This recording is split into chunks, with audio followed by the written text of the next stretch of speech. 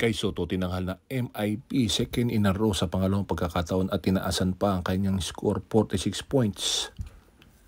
25 rebounds, 10 assists at 8 blocks. Talagang warm up ni Kay Soto nagpakita at magandang Merry Christmas at a Happy New Year bago matapos ang 2023. Minamalit siya ng kalaban, same team Mikawa.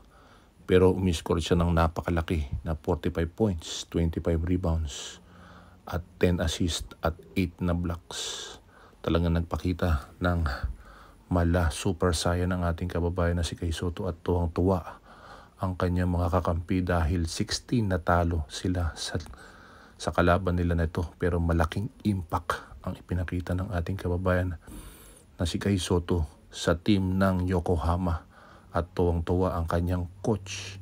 Talagang second in a row na nanalo siya na MIP. At talagang deserving ang ating kababayan na si Kay Soto. Abangan.